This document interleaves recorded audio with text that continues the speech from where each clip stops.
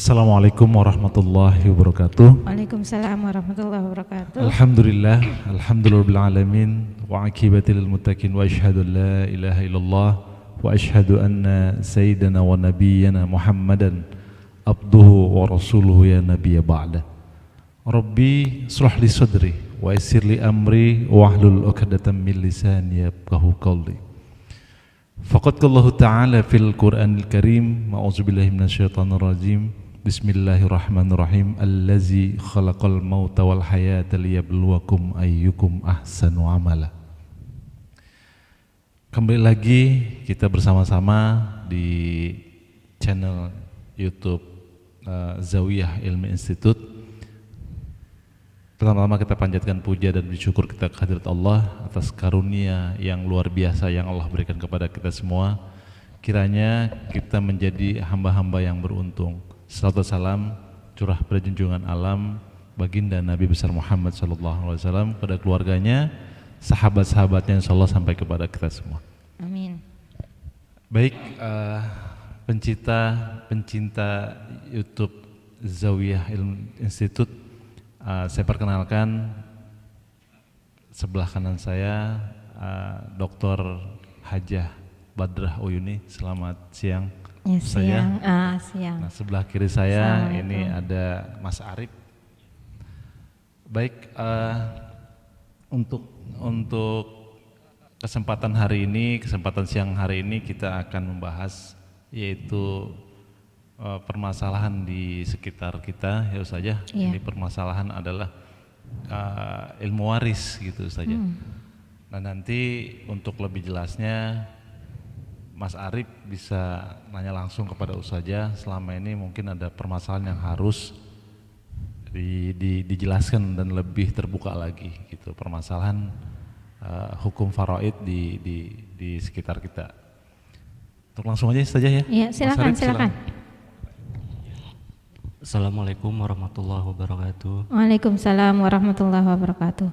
Ya, di sini saya Arif Rahman ingin menanyakan ke Bu Ustadz tentang pembagian harta warisan yang mana si almarhum dan almarhumah ini tidak memiliki keturunan.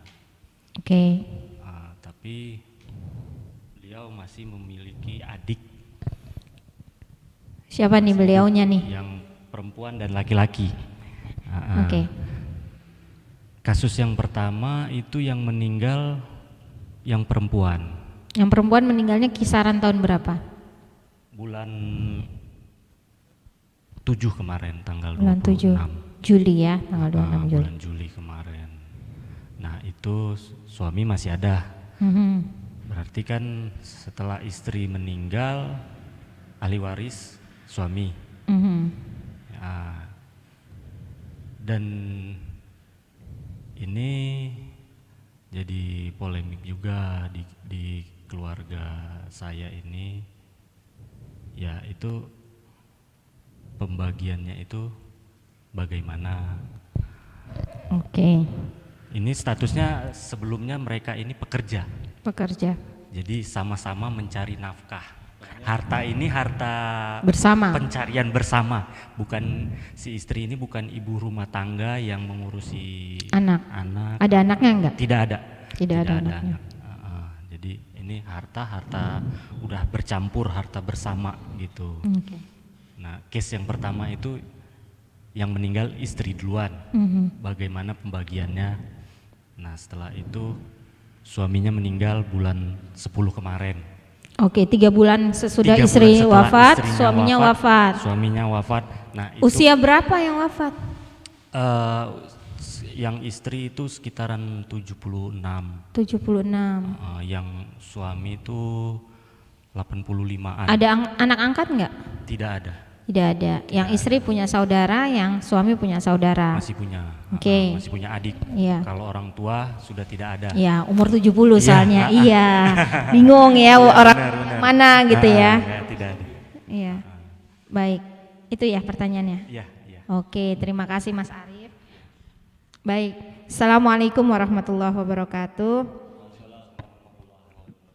Hamdan wa syukran lillah ma ba'du. Alhamdulillah ini kita kedatangan tamu Mas Arif sengaja datang pengen konsultasi waris. Nah buat teman-teman di rumah yang pengen juga konsultasi waris bisa janjian dulu supaya kita rekam, karena mungkin ceritanya atau kasusnya sama dengan teman atau keluarga kita yang ada di sana, sehingga dengan pertanyaan dan tanya jawab semacam podcast seperti ini bisa juga membantu teman-teman untuk langsung bisa menemukan jawabannya. Oke, bismillahirrahmanirrahim, saya coba jawab. Gimana kasus ketika keluarga itu nggak punya anak, lalu harta warisannya buat siapa? Itu kan yang pertama dulu. Ketika suami istri wafat nggak punya anak, lalu jatuhnya ke siapa? Kita cek dulu atasnya. Ada orang tuanya nggak? Oh nggak ada, berartinya jatuh ke saudara-saudaranya. Itu otomatis. Saudara yang mana? Pertama saudara sekandung dulu. Nggak ada saudara sekandung, lihat saudara sebapak. Nggak ada saudara sebapak, lihat saudara seibu. Itu dulu. Kalau nggak ada saudara gimana? Nanti jatuhnya ke keponakan. Nanti bisa juga jatuhnya ke paman. Ya, bisa juga jatuhnya ke sepupu. Nah, yang harus ditentukan gimana? Kita lihat dulu siapa saja ahli waris yang masih hidup. Itu kalau tidak punya keturunan. Itu ya jawaban pertama. Jawaban kedua adalah gimana kondisinya kalau misalnya keduanya ini, yang perempuan baik yang laki itu sama-sama bekerja. Sedangkan dalam Islam itu enggak ada konsep harta gono gini, ya. Nanti kita akan lihat bagaimana cara mereka bekerja. Kalau mayoritas kan keluarga di Indonesia itu laki yang bekerja, perempuannya ibu rumah tangga. Apakah kemudian perempuan ini tidak bisa mewariskan ketika dia wafat duluan misalnya? Kan suaminya yang bekerja, dia nggak punya apa-apa. Nggak begitu juga, nanti kita lihat kondisinya satu persatu. Jadi kita nggak bisa pukul rata gara-gara perempuan nggak bekerja akhirnya otomatis dia nggak bisa mewariskan. Nggak begitu, ada sistemnya. Nanti kita tonton di episode yang berikutnya ya. Nah, kalau misalnya kasusnya Mas Arif ini perempuan dan laki-laki bekerja, kita lihat dulu persentase kerjanya gimana. Karena ini kan yang meninggal perempuan duluan. Jadi misalnya persentase kerjanya 50% dan harta itu digabung. Maka anggap aja harta itu dibagi rata 2 dulu ya. Ambil lihat 50% misalnya hartanya di total 1 miliar misalnya. Kan gampang tuh ngomongnya. Jadi harta yang perempuan 500 juta. Nah, kita ngomongin warisan dari yang 500 juta ini dulu.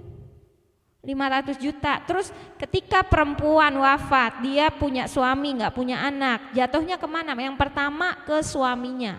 Suami dapat berapa sih? Karena nggak punya anak, suami dapat setengah. Misalnya dari 500 juta itu berarti suaminya dapat setengah. Kalau setengah dari 500 juta berapa? 250 juta. 250 juta berikan kepada suami. Nah 250 juta ini untuk siapa? Untuk saudara istri. Saudaranya 5 ya dibagi 5. Saudaranya 7 ya dibagi 7 dengan perbandingan lidzakari mislu hazzil unsain. Apa artinya? Lelaki 2 bagian, perempuan 1 bagian. Misalnya saudara laki-lakinya 2, saudara perempuannya 3 misalnya nih, kan 5. Maka 2 dikali 2 dulu karena laki 2 bagian, jadi kan 4. Nah, yang perempuan 3 kan, dikali 1 bagian, 3 kali 1 3. 4 tambah 3 berapa? 7. Nah, yang 250 juta ini dibagi 7 dulu. Hasilnya nanti baru dibagi-bagi dengan rincian lakinya 2 bagian, perempuan 1 bagian. Itu untuk harta si istri. Oke. Nah, sekarang hartanya suami gimana? Kan suaminya kemudian meninggal. Nah, hartanya dia yang tadi 500 juta ditambahin harta yang tadi dia dapatkan dari warisan istri. Kan dia dapat 250 juta. 500 juta tambah 250 juta itu kan 750 juta. Kasihnya kemana? Dia punya apa? Punya saudara. Saudaranya berapa? Saudara berapa? Suami. Suami itu tinggal 1. Tinggal 1 yang masih hidup. Yang masih hidup. Nah, yang dapat itu adalah yang hidup, bukan yang sudah wafat.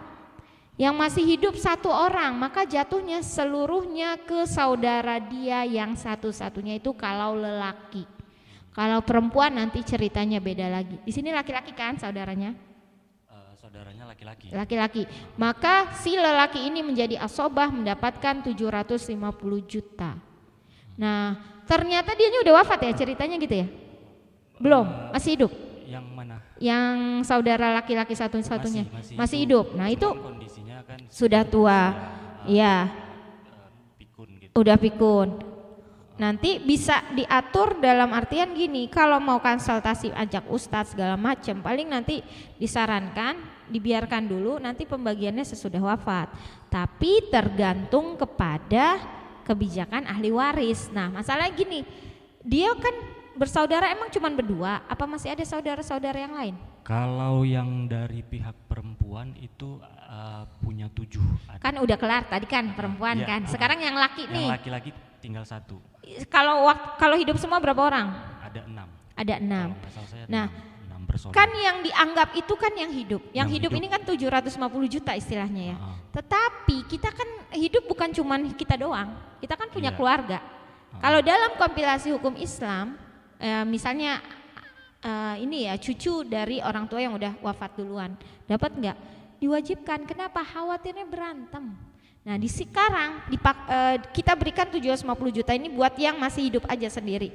Emang dia nggak punya saudara-saudara? Kan dia tuh bareng-bareng sama saudara. Istilah kita sebut sebagai kerahiman. Nggak wajib sih. Tapi kan yang namanya kita keluarga, istilahnya nggak ada orang, nggak saudara aja kadang-kadang uang dengernya mana? Gitu. Jadinya anggap itu bagian dari sedekah si mayit.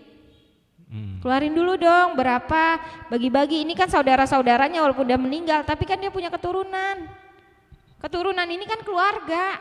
Apa iya dia keluarganya cuma 1?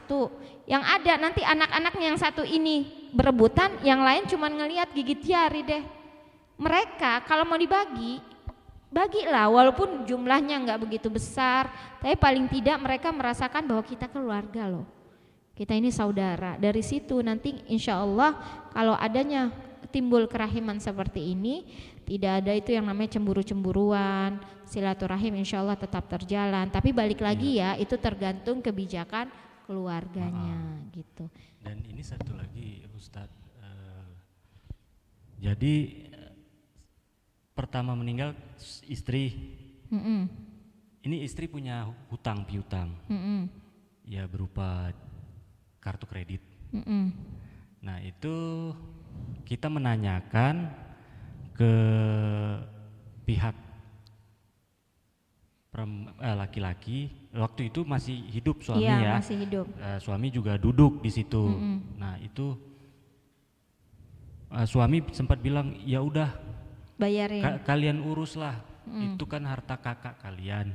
Iya. Itu ucapan suaminya ya di depan keluarga dia juga, adiknya, keponakan-keponakannya gitu. Nah tapi seiring berjalannya waktu sempat komunikasi keluarga lah.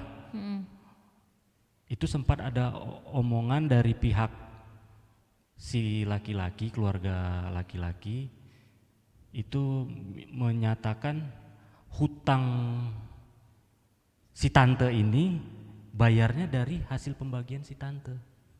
Oh hasil warisan. Nah, jadi udah dibagi dulu tadi yang Ustazah bilang 1 miliar. Iya bagi dibagi 2. 500 juta. Yang dari istri diambil lagi setengahnya buat suami. Iya. Nah nanti hutang itu dibayar melalui 250 juta yang ini. Iya, Tidak dikumpulkan dulu 1 miliar tadi. Ada hutang nggak si almarhumah? Oh ada. Harusnya Setelah dikeluarkan. dibagi-bagi baru diomongin utang gitu. Iya, setelah dipecah lagi yang punya si istri, ya udah itu tanggung jawab, istilahnya tanggung jawab Keluarga istri. almarhum istri. Oh, Apakah gitu. benar seperti itu? Oke, baik. Ini mungkin jawabannya bisa dilihat dari episode podcast sebelumnya. Jadi, saya ulang ya, ketika seorang wafat, itu tidak otomatis apa yang ditinggalkan pasti menjadi harta warisan semua. Tapi ada 4 hal yang harus dilakukan kepada harta si mayit. Yang pertama, ngurusin jenazah. Jadinya kalau kita ada yang meninggal, ngurusin jenazahnya uangnya dari siapa? Dari si mayit sendiri, kan dia pasti meninggalkan harta. Kalau ada hartanya, kalau nggak ada boleh dari mana aja gitu. Yang kedua apa? Lunasi hutang dulu. Jadi jangan ngomongin warisan dulu kalau hutang belum lunas. Lunaskan dulu hutangnya. kalau misalnya ternyata jumlah hutangnya lebih banyak dibandingkan harta yang ditinggalkan, maka lunasi hutangnya, sisa yang harus dibayarkan diminta dari ahli waris berdasarkan share kalau mereka mendapatkan warisan. Tapi ternyata ada nih sisanya, lalu diapain? Untuk memenuhi wasiat. Wasiatnya apa? Wasiat itu formulanya 2. 1, tidak boleh diberikan kepada ahli waris kecuali dengan kesepakatan seluruh ahli waris. Yang kedua, tidak boleh diberikan lebih dari 1/3 bagian. Itu pembahasannya khusus ya, jadi panjang lebar itu. Nah, ini kalau masih ada sisanya barulah diberikan kepada ahli waris sesuai dengan ketentuan syariat. Sekarang pertanyaannya gini, Ustazah, boleh nggak kita bagi-bagi tidak mengikuti syariat yang di Quran atau hadis? Silakan saja, tetapi selesaikan dulu secara syariat biar tahu dulu nih. Nanti sesudah semuanya tahu, oh begitu, sekarang yang kami sepakati kami ingin semua bagi rata misalnya. Tapi masing-masing udah tahu dulu, kenapa? Karena kan bagiannya ada yang lebih banyak, ada yang lebih sedikit. Pas tahu, awalnya mau disamain ratain, pas tahu, wah ternyata kalau ngikutin waris Islam saya lebih banyak. Udah deh ngikutin waris Islam aja. Kan berarti nanti ada kecemburuan-kecemburuan seperti itu. Khawatirnya kalau nanti dibagi rata, dianya merasa tidak nyaman. Itu ya. Tapi balik lagi, ini yang namanya waris itu kan rezeki dari Allah. Enggak pakai nyari loh. Iya, enggak pakai nyari, dibagi. Ya Mas, kalau mau ngomong gimana? Ya istilahnya kayak adik-adiknya ini kan nggak ada ikut membangun. Enggak bantuin. Istilahnya juga ini rezeki tiba-tiba. dadakan. Iya. Kita bisa bilang seperti itu mungkin ya, iya. Saya pribadi juga menganggapnya seperti itu. Tapi dari pihak laki-laki itu tetap kekeh ini pembagiannya seperti dari awal. Oh gitu. Setelah udah meninggal dua-duanya ini, si tante ini ya, bayarin warisan, bayarin hutang. Hutangnya itu dibayarin kalau udah sepakat dulu nih dengan metode pembagiannya. Ala mereka. Yang 1 miliar dibagi 2, yang 500 juta dari si perempuan diambil lagi untuk almarhum yang laki-laki. Sementara kalau kejadiannya om saya yang meninggal duluan kata pihak mereka, nah itu balik lagi, berbeda lagi. Iya. Itu kan namanya benar seperti itu. Apakah ada memang dihukum? Enggak ada, udah undang-undang Indonesia karena keponakannya itu katanya sudah menanyakan ke pengadilan agama, ke dosennya juga. Kebetulan beliau lulusan sarjana hukum dan ya paham lah tentang hukum. Iya. Nanya ke seniornya juga, katanya ya memang seperti itu. Tapi kami belum menanyakan ada nggak landasan hukumnya, di pasal berapa, undang-undang berapa. Kalau memang itu ada landasan hukumnya, oke, kami terima pembagiannya seperti dari awal, waktu masih hidup omnya. Tapi ini kan udah meninggal dua-duanya, ya udah, karena kita juga sudah menanyakan ke pengacara, ya udah gampang, ya udah ini dipecah 2 aja, kenapa dipersulit gitu, kan nggak ada ikut harta saudara-saudaranya di dalam situ kan. Iya benar, nggak ada yang nyari. Kan mereka berdua yang mencari. Iya. Jadi ini dikumpulin, kalau masih ada hutang bayarin dulu. Nah ini hutang almarhumah itu kami yang menanggung, ponakan, karena ini mereka menahan. Dari pihak apa nih? Saya dari pihak perempuan. Oh, dari pihak perempuan. Nah, jadi adik sepupu saya yang menalangi pembayaran kartu kredit tersebut. Karena, nah ini satu cerita lagi, apakah boleh bundel warisan yang sudah dibuat di rumah almarhumah si mayit, dan itu masih ada, waktu itu masih ada suaminya. Bundel warisan tuh maksudnya apa? didata semua Oh aset-asetnya, iya, apa-apa aja. iya. Nah jadi ada berangkas yang isinya sertifikat rumah, perhiasan, dimasukinlah ke dalam koper. Nah keluarga saya memohon izin ke suami, waktu itu masih hidup, tante saya mohon izin, Bang, ini si kakak kan masih ada hutang di bank ini. Nah ini tagihannya sudah datang. Ditunjukin emang ada bukti tagihan itu datang ke rumah gitu. Ini ya udah bayar aja lah. Boleh nggak kami jual perhiasan si Iya. kakak? Karena itu yang bisa cepat dijual. Iya. Kalau rumah itu Susah. lama prosesnya. Nggak liquid, iya. Bisa kalian jualnya? Bisa. Ya udah jual aja lah. Lunasin itu utang-utangnya. Nah, karena ini posisinya keluarga saya masih mengira ini perhiasan ini masih di lemari, Berangkas, masih lemari di berangkas. kamar si suami. Jadi datang ponakannya ke rumah, terus tante saya ngomong sama ponakan si suami, gini, saya tadi udah ngomong sama si abang mau menjual perhiasan si tante untuk pembayaran kartu kredit karena sudah mau jatuh tempo. Itu ada keringanan dari pihak bank. Tapi pembayaran itu 3 hari sebelum jatuh tempo. Kalau pembayaran itu pada saat tanggal jatuh tempo itu nominalnya balik seperti awal lagi. Ada bunganya gitu. Iya. Oh nggak bisa gitulah. Kata si ponakan Dari pihak laki-laki. suami. Nggak bisa begitu ini ya harus saya omongin dulu sama kakak-kakak saya. Loh kenapa harus diomongin ke kakak kalian? Kan yang masih megang kekuasaan si abang. Beliau kan masih hidup. Iya tapi kan kami harus ngomong dulu gini. Ya udah kami mengikutin. Karena ada beranggapan yaitu seperti Ustazah bilang cemburu. Karena waktu muncul sertifikat rumah itu atas nama uak saya. Muncul lagi sertifikat rumah satu lagi atas nama uak saya. Uang yang lainnya maksudnya. Sama. Terus yang rumah sekarang yang beralamat di Pasar Minggu itulah atas nama si suaminya. Dan deposito juga kebanyakan atas nama istri. Si suami itu mempunyai deposito cuman 1 atau 2 gitu. Jadi disitulah mulai timbul rasa Curiga. Kok banyakan si tante.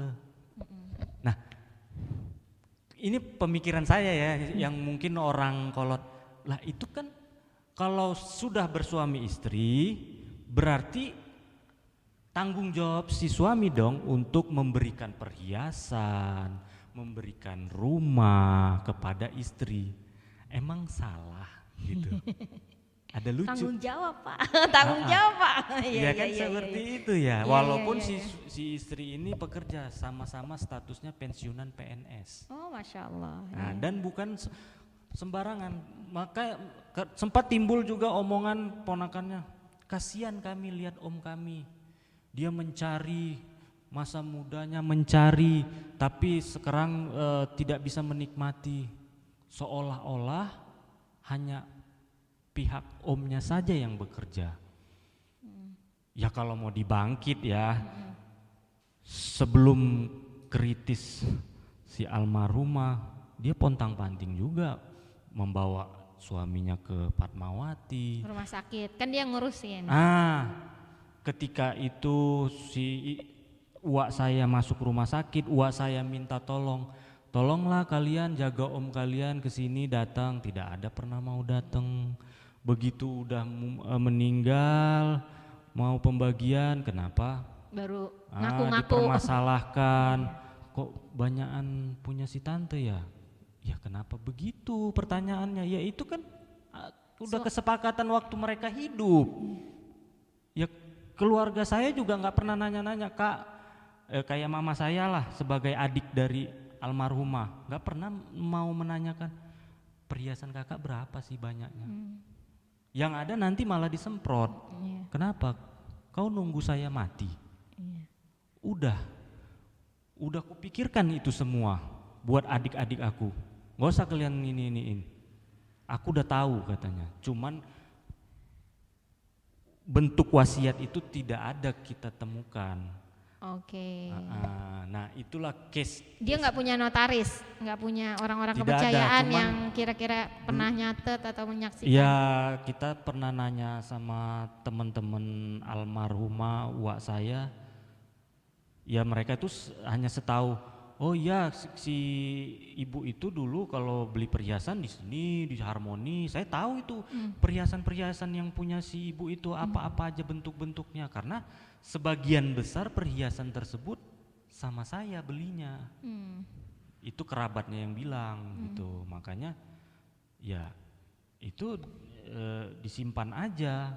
Ya karena kan kalau ya itu menurut temennya, ya kalau perhiasan itu kan milik si perempuan. Kan nggak mungkin suami yang pakai. Nah, dan ini berangkas ini sudah sempat pindah keluar dari rumah si almarhum ke berangkas safe deposit box Di bank. keponakannya, tanpa sepengetahuan dari keluarga adik-adik almarhumah. Itu ketahuannya di mana? Yaitu pada saat kami terus menanyakan, kami mau menjual emas itu, kami mau menjual emas itu. Barulah tercetus sama mereka. Itu posisi emasnya tidak di sini, di berangkas sepupu saya. Nah disitulah naik emosi om saya. Lah belum selesai kasus yang sebelumnya, kalian udah buat kasus baru. Kenapa berangkas bundel itu bisa pindah ke bukan si ahli waris? Karena om kalian masih hidup di sini. Saat itu padahal masih hidup. Masih hidup posisinya. Berpindahnya itu seminggu sebelum beliau masuk rumah sakit dan sekarat meninggal di rumah sakit. Meninggalnya Sampai dibilang sakit ya? Iya, sampai dibilang om saya, kalau sepupu kalian meninggal dua-duanya, timbul masalah baru. Kan berangkas ini Iya, dipegang sama sepupunya. Iya, Contoh, iya. ya ini kita suami istri punya berangkas, kita ini yang nyimpen. Kalau tiba-tiba nih kecelakaan musibah, meninggal nih saya berdua, suami istri, kan jadi case baru lagi. Kan harus buat ahli waris lagi, siapa ini itu untuk mengeluarkan dari berangkas itu. Nah kalau menurut hukum Islam, hukum negaranya, bagaimana itu Ustazah? Saya mau menyimpulkan, saya iya. mau garis bawahi sedikit. Iya. Jadi intinya saja, apakah harta peninggalan tadi suami istri yang tidak punya keturunan itu kemana jatuhnya? Satu, ya. Yang kedua, selama itu masih ada anak, gitu, masih ada saudara-saudara dari pihak perempuan atau dari pihak suami, berarti kan nanti kesana larinya ya, tinggal pembagian aja persentasenya berapa, nisbahnya berapa. Terus intinya bahwa harta yang dimiliki suami istri yang tidak mempunyai anak itu harus dibayar hutang dulu. Iya. Harus hutang lo harus diselesaikan, baru pembagian secara hukum faraid gitu ya saja. Iya. Gitu. Iya sama ya. Saya ulang ya. Pertama ngurusin jenazah, kedua hutang. Jadi jangan pakai ini bagian saya, utang dulu, kelarin. Kalau utang udah kelar, ada wasiat, tunaikan. Gak ada wasiat, baru bagi-bagi. Nah, sekarang itu yang hutang itu yang punya perempuan. Cuman yang namanya suami istri, utangnya itu apakah mereka bayar sendiri-sendiri atau bergabung? Itu kan yang harus kita pahami konteks bagaimana mereka hidup. Kan gak mungkin, udah deh kamu karena itu utang kamu yang bayar sendiri. Gak ada suami kayak gitu, ya kan? Pasti mereka akan mempertimbangkan matang-matang. Tapi intinya Bapak, sesuai dengan jawaban yang tadi ya, jawaban apa yang saya sudah berikan memang seperti itu adanya.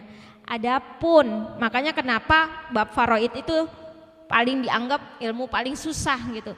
Karena hitungannya nggak susah, yang susah itu karakter dan watak manusianya. Apakah mau menerima atau tidak? Karena gara-gara waris orang bunuh-bunuhan, gara-gara waris orang pada berantem, gara-gara waris silaturahim putus. Nah sekarang balik lagi, hukumnya sudah jelas, tinggal manusia-manusianya itu mau menerima atau tidak. Balik lagi, ketika bapak udah tahu bagian bapak, tapi tidak mendapatkan sesuai dengan hitungannya. Kalau emang nggak dapat, ikhlaskan aja, berarti rizki dari Allah itu bukan lewat itu gitu. Masih banyak jalan yang lain untuk mendapatkan rizki. Itu kan nggak nyari rizki gituan, tiba-tiba datang. Dan rizki yang tiba-tiba datang ngerasainnya beda sama rizki yang emang kita nyari sendiri. Oke, gitu aja kali ya. Ya udah, baik Mas Arif, tadi sudah dijelaskan oleh Ustazah ya, Ustazah. Mudah-mudahan kita bisa ambil pelajaran bahwa sungguhnya manusia ini kudu berlapang dada gitu. Nerima apa yang sudah tertulis dari hukum Islam sendiri masalah ilmu faraid, pembagian waris. Baik Ustazah, kita tutup aja acara pada hari ini. Kiranya mudah-mudahan karunia Allah, nikmat Allah, berkah Allah menaungi kita semua. Amin, amin, amin. Dari saya, wabillahi taufiq wal hidayah. Wassalamualaikum warahmatullahi wabarakatuh. Waalaikumsalam warahmatullahi wabarakatuh.